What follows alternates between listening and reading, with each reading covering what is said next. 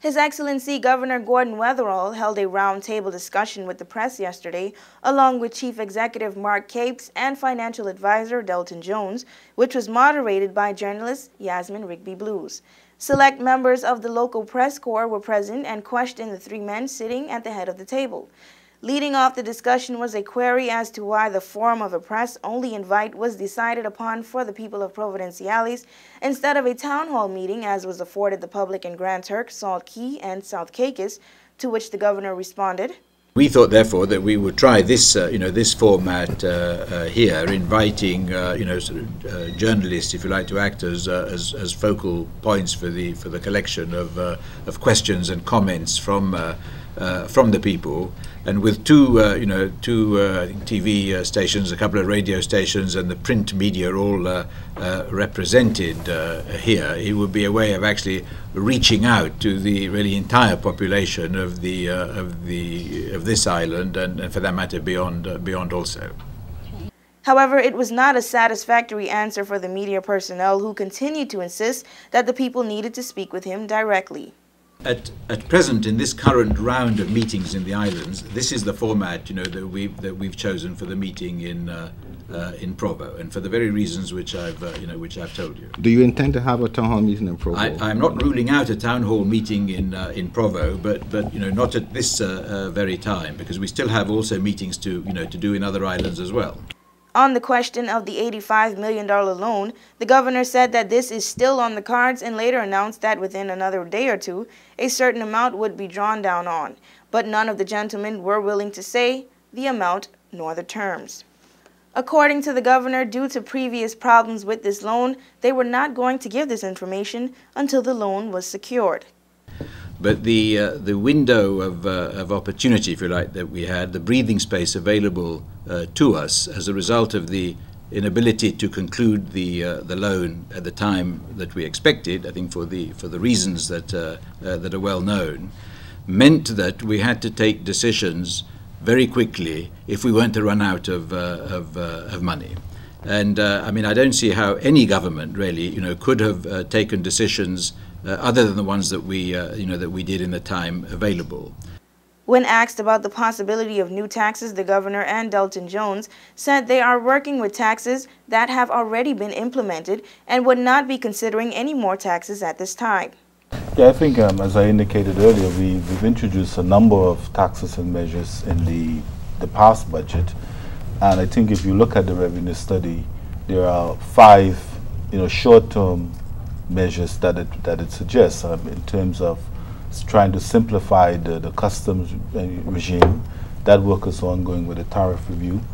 Also, possibly considering an explicit excise duty on luxury items or so.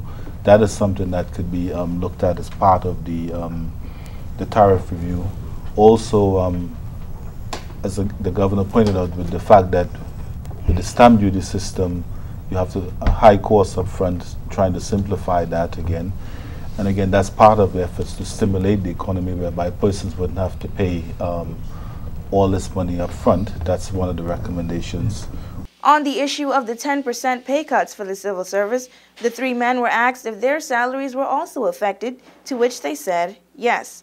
They were also asked if there were more cuts to staff or salary expected. We haven't started right-sizing. So you haven't started cutting people yet? No, let me finish. We haven't started right-sizing.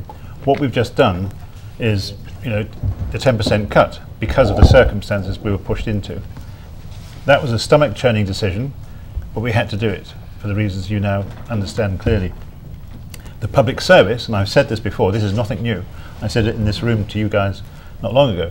The public service is too big. Too big in the sense that Turks and Caicos economy, TCIG finances can't afford it. It's too big. So we have to get it to a size where we can afford it.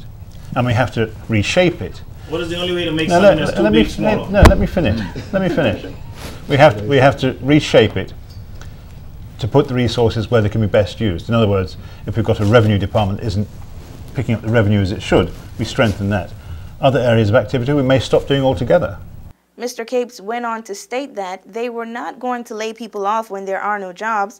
However, there will be cuts over 3 to 4 years.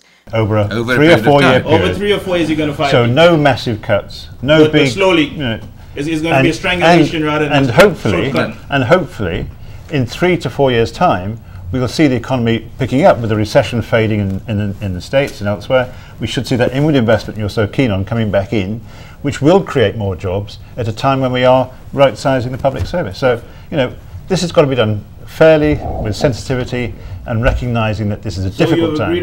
The reductions, he said, will be done to a size that is affordable. Following a break, the questioning resumed, and the governor was asked about a deadline for the British direct rule in the Turks and Caicos Islands. I mean, we'll obviously try to do, you know, as much as possible between now and then, laying down, if you like, the sort of, you know, essential building blocks. But a lot will have to, you know, I mean, there'll be a lot for a successor government to continue doing also. Does that mean that if you don't get everything done that you want to get done, that you'll consider moving the date? Well, I think it depends. It depends upon what you know, what how you count what needs to be done. I mean, there's always a lot that needs to be. Yeah, there's a lot that needs to be done. I think there are 1 or 2, you know, important issues that need to be, you know, that need to be got right.